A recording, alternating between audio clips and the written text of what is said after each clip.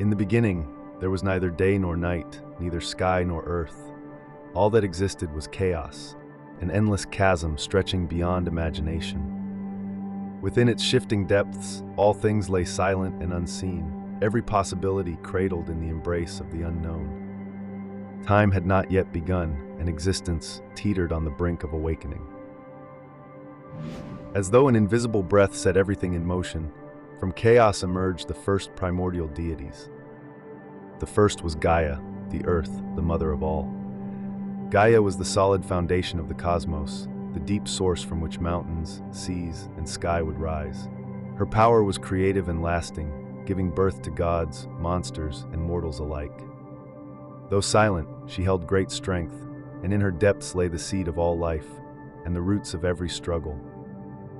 Alongside Gaia, Tartarus came into being in the underworld, a black abyss of unfathomable power. It lay as far beneath Earth as the heavens rose above, a realm of immeasurable depth and unreachable distance. Feared even by the gods, Tartarus was a chasm of punishment for those who defied the cosmic order. However, the cosmos also required a force to ignite events and initiate their movement. Thus was Eros born, the primal force of love, the sacred drive toward unity. Eros did not yet possess the form that the gods would later celebrate. Still, he was already the vital impulse that sparked existence. Without him, the world would have remained inert and motionless. Then, from chaos, emerged the siblings Erebus, the deep darkness, and Nyx, the enveloping night. Erebus was the primordial obscurity that lay beneath and surrounded the earth, cloaking everything in impenetrable silence. Nyx was the deity of darkness who revealed its two faces at the fall of evening, the soothing tranquility of the night and the fearsome power of the unknown. From the union of Erebus and Nyx came Ether, the light of the heavens, and Hemera, the day. Ether was the pure and radiant light of the upper sky, which illuminated the earth. Hemera was the daylight that dispelled the darkness of the night. From the first divisions of darkness and light, a rhythm began, a cycle of night and day, shadow and brightness. In this turning, the cosmos took its first breath of order.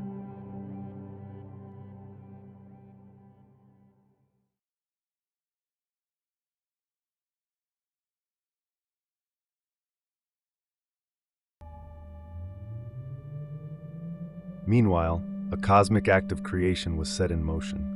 The first essential elements of the universe emerged from Gaia herself without a consort. The first was Uranus, the firmament, the star-studded celestial vault enveloping Gaia on all sides. Together, they formed the first cosmic unity, laying the foundation for all creation. Then, the Aurea, the deities of the mountains, arose as Gaia's silent children, their peaks reaching into the heavens and their roots anchored deeply into the earth. Finally, the primordial sea, Pontus, emerged from Gaia as a vast expanse. Pontus balanced the firmness of Gaia, the stable earth, with the dynamic change of the flowing sea. Thus, from Gaia were born the vast sky, the enduring mountains, and the expansive sea, the foundational elements of the cosmos, setting the stage for the subsequent generations of deities and the unfolding of the divine hierarchy.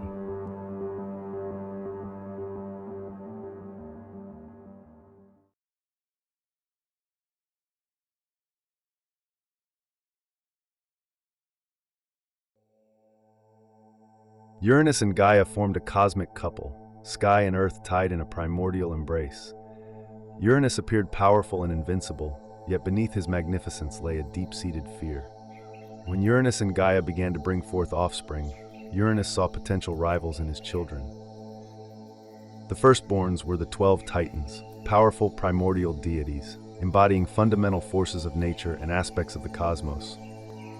Oceanus, the waters; Coeus, the intellect; Crius, the constellations; Hyperion, the light; Iapetus, the mortality; Theia, the radiance; Rhea, the motherhood; Themis, the justice; Mnemosyne, the memory; Phoebe, the prophecy; Tethys, the rivers; and Cronus, the audacity.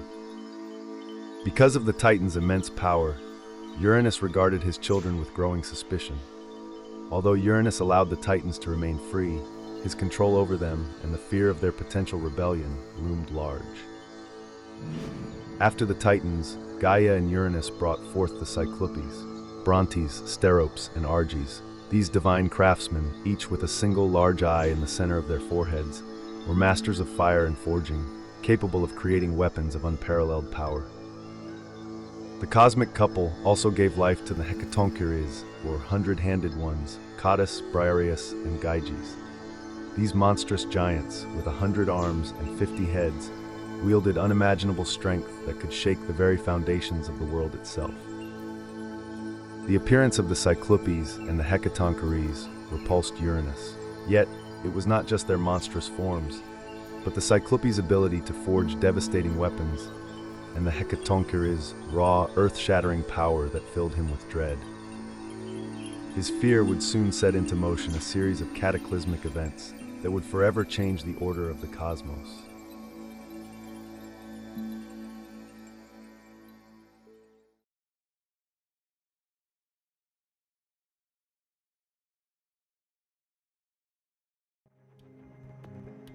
To tame the power of the Cyclopes and the Hecatoncheires, Uranus made a cruel decision.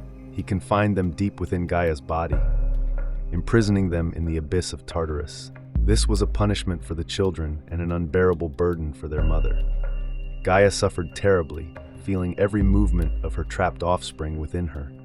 Her body groaned, and her agony turned into anger. Thus, what was once a cosmic union between heaven and earth turned into conflict. In desperation and resolve, Gaia decided to rebel against Uranus's oppression. So the Great Mother formed iron, and from it she drew a sickle capable of severing even the heavens. Gaia thus reunited her children, the Titans, explaining her plan to end Uranus's tyranny. Yet one by one the Titans hesitated, fearful of their father's immense power. Only Cronus, known for his cunning and ambition, answered his mother's call. Cronus took the sickle with a firm hand and prepared for the ambush, waiting for the evening to fall, hidden by Gaia. When Uranus descended to Earth to unite with Gaia, Cronus emerged from his lair. With a sudden and precise strike, he eviscerated his father, forever severing the sky from the Earth. Uranus let out a scream that echoed to the depths of Tartarus. His blood spilled onto the Earth, and every drop gave rise to new beings. The Erinyes, spirits of vengeance, born to punish those who violated familial bonds. The giants, beings of brute and untamable strength, and the Meliae nymphs, spirits of nature and fertility. From Uranus's wound also sprang Aphrodite, the goddess of beauty and love. Her birth revealed the regenerative power of creation, turning sorrow and conflict into new beauty and balance. With Uranus defeated, power passed to Cronus and the Titans, but the generational conflict did not end. The Cyclopes and the Hecatoncheires remained trapped, imprisoned within Gaia's depths. Their fate would await the hand of a new liberator, destined to usher in a new era for the cosmos.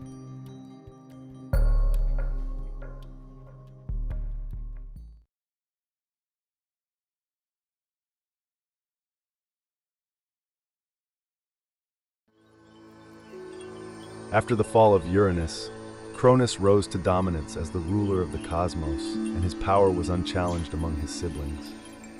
The Age of the Titans was a time of stability, where their immense strength maintained control over the world. Amid this period, Cronus's reign witnessed the union of the Titan Hyperion, the embodiment of light, and Theia, the goddess of brilliance. From their luminous bond emerged three celestial deities who brought rhythm and harmony to the cosmos. Helios, the sun who blazes across the sky with daylight, Selene, the moon whose serene glow illuminates the night, and Eos, the dawn whose rosy light heralds the birth of each new day. Yet, despite the brilliance of the new celestial cycles, the shadow of fear lingered over Cronus's rule. Along with his father's throne, Cronus inherited a deep-seated fear stemming from a prophecy from Gaia and Uranus. This prophecy foretold that one of his children would rise against him, mirroring his betrayal of Uranus. Paranoia began to consume Cronus, revealing the first cracks in the Titan's seemingly unshakable dominion.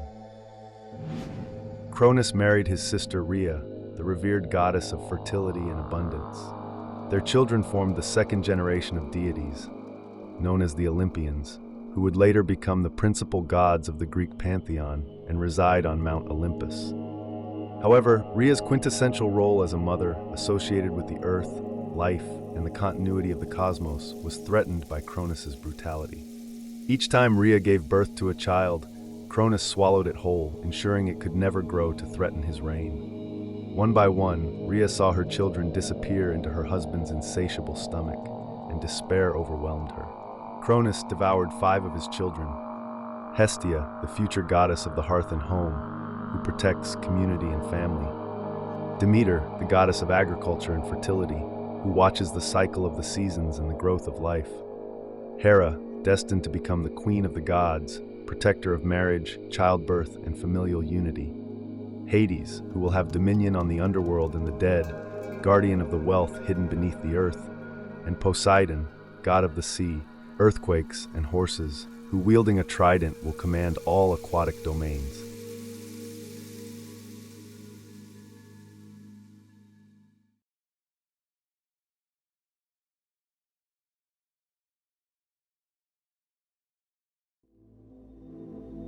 When Rhea, in despair, was about to give birth to her last child, Zeus, she decided she could no longer endure her husband's atrocities.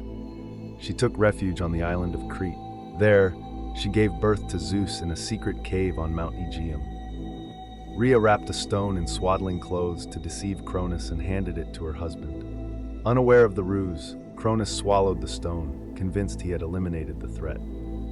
Meanwhile, Zeus was cared for by the sacred goat Amalthea, a divine creature whose milk nourished the young god.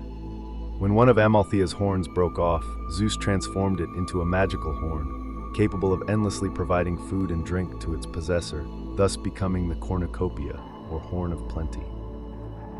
During that time, the Kuretis, young warriors from Crete, engaged in a continuous ritual to protect the cave and muffle the infant's cries, ensuring that Cronus would not hear the sounds of the child, destined to face him. The future Lord of Olympus carried the promise of a new era. While Cronus ruled the cosmos with fear and tyranny, Zeus was forged by nature, learning the strength, cunning, and courage needed to face his destiny.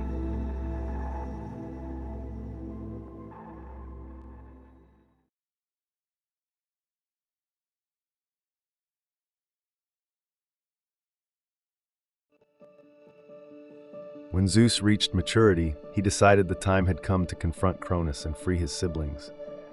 In this endeavor, Zeus found the decisive help of Metis, an Oceanid, daughter of the Titans Oceanus and Tethys, embodying wisdom and cunning. Indeed, Metis prepared a powerful potion, an emetic that would force Cronus to regurgitate his swallowed children. Disguised, Zeus approached his father, pretending to be an ally. With skill and composure, he offered Cronus the potion mixed with his wine. Unaware of the deception, Cronus drank it. Immediately, he was struck by unbearable pain. The Titan King doubled over and, one by one, expelled the children he had consumed. Each regurgitated deity emerged whole and powerful, ready to join Zeus in facing Cronus. The liberation of his brothers and sisters was the awakening of repressed divine forces and the beginning of the war against the Titans.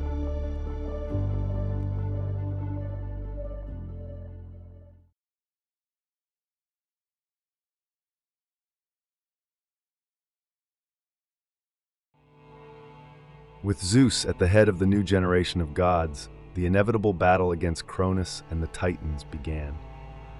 This struggle, known as the Titanomachy, the War of the Titans, became a cosmic conflict that would determine the future of the world and the gods.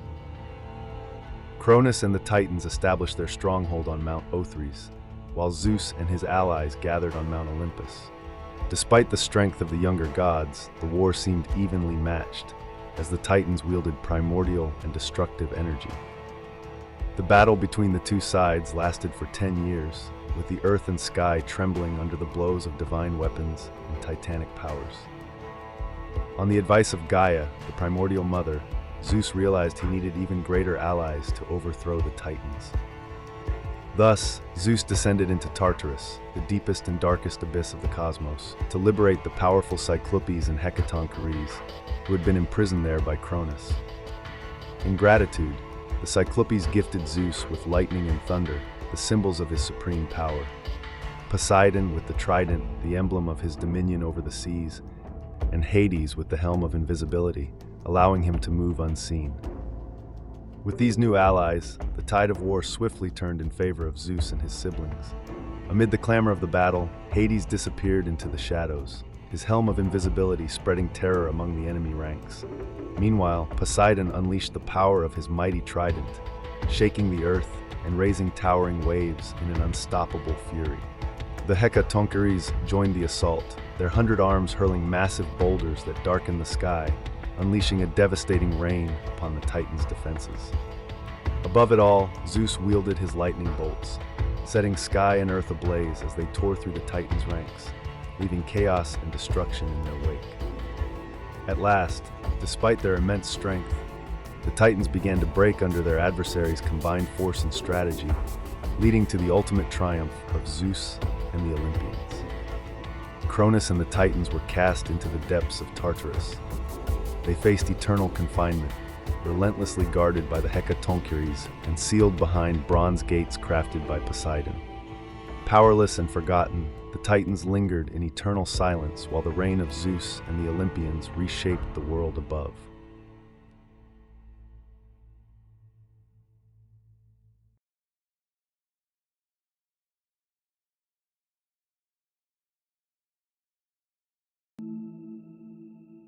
After defeating Cronus, Zeus became king of the gods, ensuring justice and preserving cosmic order with his unshakable command. To maintain balance, he granted his siblings control over their sacred domains. Poseidon, master of the seas, commanded the waves and the storms, reigning over the boundless waters and their hidden creatures. Hades, lord of the underworld, watched over the dead and guarded the wealth concealed beneath the earth. Demeter, goddess of the harvest, nurtured the land, ensuring life flourished through fertile fields and plentiful crops. Hestia, keeper of the sacred flame, brought warmth and unity to every home, securing the heart of civilization. Hera, both sister and queen to Zeus, upheld the sanctity of marriage and the strength of family bonds.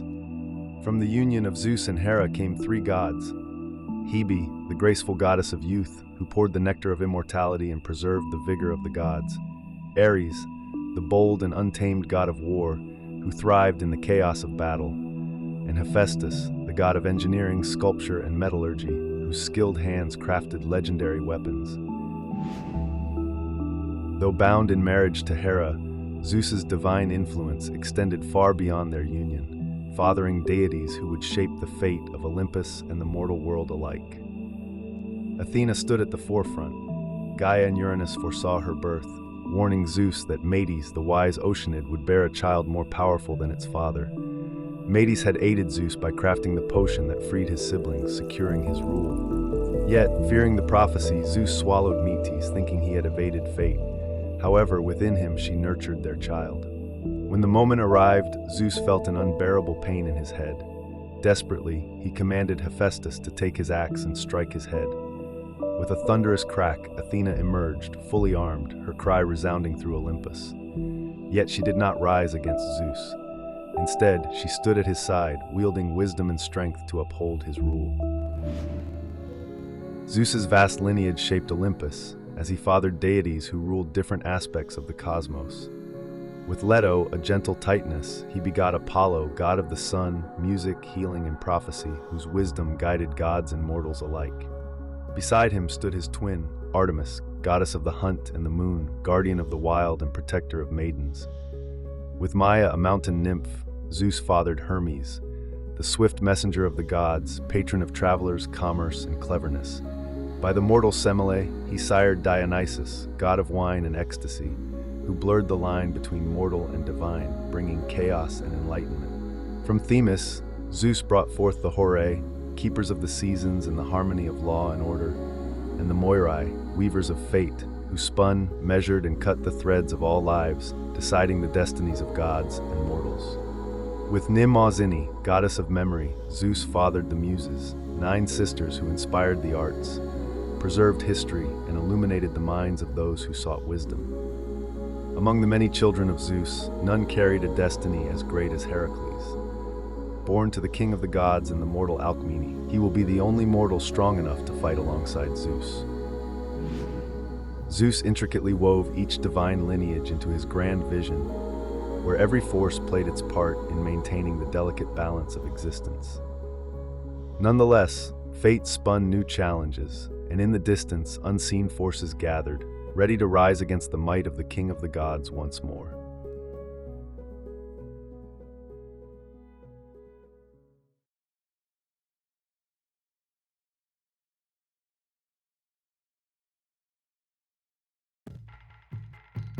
After the Titans fell and were cast into Tartarus, Gaia's sorrow turned to defiance.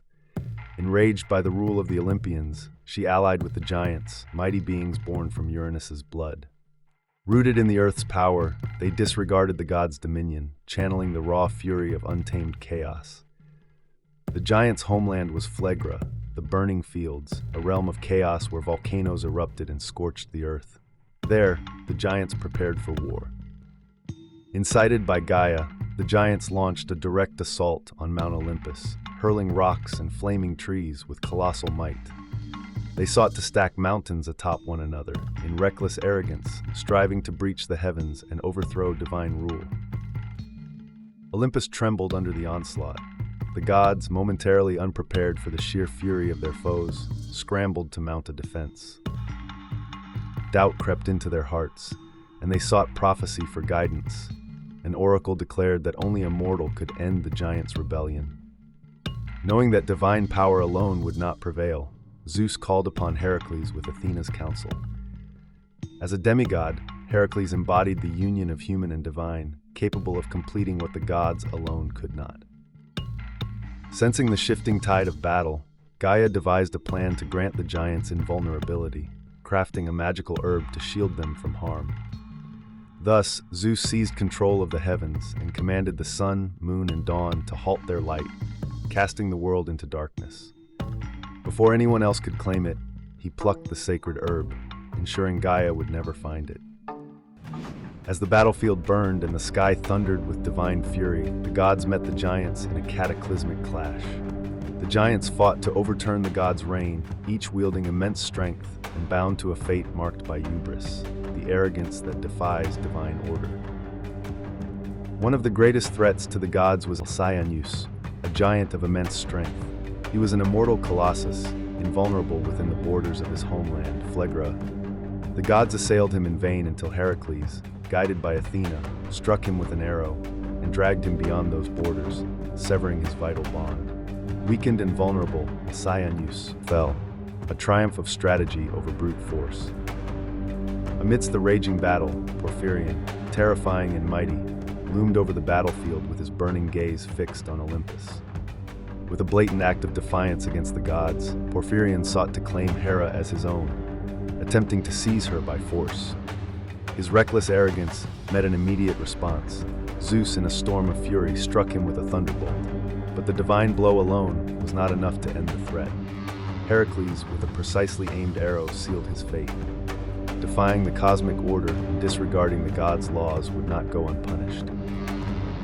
Ephialtes, a towering giant known for his immense strength, clashed with Apollo and Heracles in a battle of divine and mortal might. As arrows sliced through the smoke-filled air, Apollo's shot pierced one of Ephialtes' eyes, while Heracles' strike extinguished the other. Blinded and overpowered, Ephialtes succumbed, his arrogance crushed beneath their combined force. Dionysus faced Eurytos. The god struck the giant's chest with his sacred thyrsus, unleashing wild energy. Overwhelmed, Eurytos roared before collapsing, consumed by his delirium. Amidst the war, Hecate, goddess of magic and the night, stood apart as the only Titan descendant to retain her honors under Zeus's rule. Guardian of thresholds and mysteries, she wielded the forces of the underworld and sorcery to protect mortals and gods alike. When the battle reached its peak, she faced the formidable giant Clitius.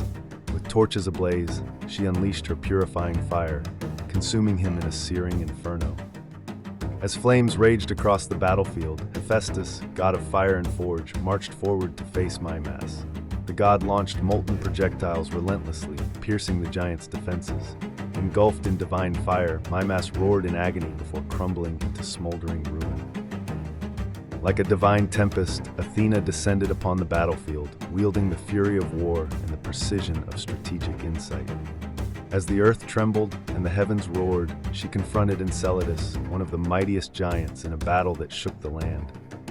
With unstoppable might, Athena struck him down and buried him beneath the island of Sicily. Poseidon battled Polybotes in a fight that spanned both land and sea. Overwhelmed by Poseidon's power, the giant fled in vain. With unstoppable might, the god hurled a massive rock, crushing Polybotes and shaping the island of Nissos. As the battle raged, Hermes faced Hippolytus while hidden beneath Hades' helmet. Before the giant could react, Hermes landed a fatal blow, proving that cunning could defeat brute force. Amidst the clash of gods and giants, Artemis, the relentless huntress, set her sights on Gratian.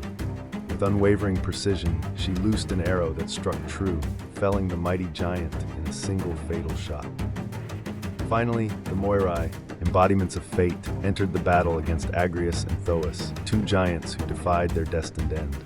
Armed with bronze clubs, symbols of their cosmic authority, the Moirai struck down the giants, reaffirming that no force, not even primordial beings, could escape a fate already woven. Each clash in this battle was a confrontation between opposing forces: chaos and order, hubris and reverence for divine law. The Gigantomachy culminated in the victory of the gods, securing Olympus's dominance and restoring cosmic balance. With the giants defeated, Olympus breathed in an air of victory and solemnity. The weary yet triumphant gods returned to their celestial abodes, aware that they had re-established universal order. On his golden throne, Zeus called an assembly to celebrate Olympus's supremacy and honor Heracles, the mortal who had ensured their triumph. Welcomed as an indispensable ally, Heracles received divine gifts and promises of eternal glory. With a watchful gaze, Zeus declared that Olympus would remain ever vigilant, for chaos, though subdued, could never be entirely eradicated. Thus, the gods resumed their place in the universal order, maintaining the cosmos' stability.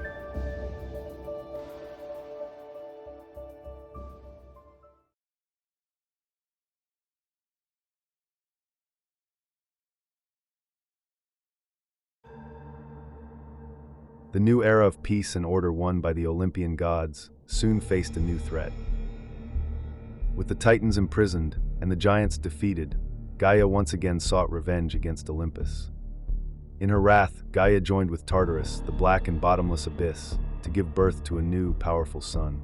That sun would be the last hope of the primordial forces to overturn the cosmic order imposed by the Olympian gods. Thus was Typhon born, a colossus of unfathomable might. Towering beyond the heavens, he struck terror even into the hearts of the gods. The Olympians fled in fear at the sight of Typhon. They sought refuge in Egypt, transforming into beasts to escape the monster's wrath. Only Zeus, alone and resolute, stood firm as the last bastion against destruction. Clad in his celestial might, Zeus met Typhon in a battle that tore the heavens apart. Lightning struck against roaring flame, as the world shuddered beneath the fury of their clash. All at once, with dreadful swiftness, Typhon's monstrous coils closed around Zeus in an unyielding grip. Mercilessly, Typhon severed Zeus's sinews with a sickle of cold iron, rending the strength of the king of the gods. With a triumphant fury, Typhon hurled the helpless Zeus into the abyss of the Carycian cave, hidden in the wilds of Cilicia. The world faltered, its order shattered and sinking into chaos. But amid the darkness and despair, one hope remained.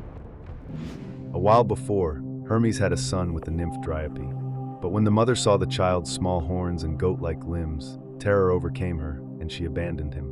Yet Hermes, unwilling to forsake his son, carried him to Olympus. The gods welcomed the newborn and named him Pan, meaning everything and everyone, as his birth had brought joy to all the Olympians. Pan became the protector of shepherds, flocks, and wild places, and was feared for the sudden terror his cries could inspire, from which the word panic derives. Grateful for Zeus's benevolence, Hermes and Pan did not hesitate to prove their loyalty to Olympus in the darkest moment. Thus, father and son set off towards Cilicia to restore the fallen king of the gods. When Hermes and Pan arrived at the Carycian cave, they found Zeus lying powerless, guarded by Delphine, a monstrous serpent woman whose vigilance never wavered. But as they approached, Pan unleashed his terrible cry, a wail of primordial terror, disorienting the monstrous Delphine and breaking her resolve. Hermes, elusive as the wind, seized the moment to recover the sinews of Zeus and return them to their rightful place. Overcome by Zeus's resurgence, Delphine, stripped of her purpose, fled into the shadows, never to rise again. With strength renewed, the sovereign of Olympus rose once more, wrathful as the storm itself. The final battle raged across Sicily, as Zeus relentlessly pursued Typhon, striking him with his thunderbolts. Wounded and desperate, the beast sought refuge at mighty Mount Etna, but Zeus, unleashing the full wrath of his divine power, hurled a devastating bolt that brought the mountain crashing down upon him. Buried beneath its weight, Typhon was sealed within the earth's depths for all eternity. From then on, the land quaked, and Etna's fire rose into the sky because Typhon, bound yet unbroken, writhed in fury beneath his stony tomb.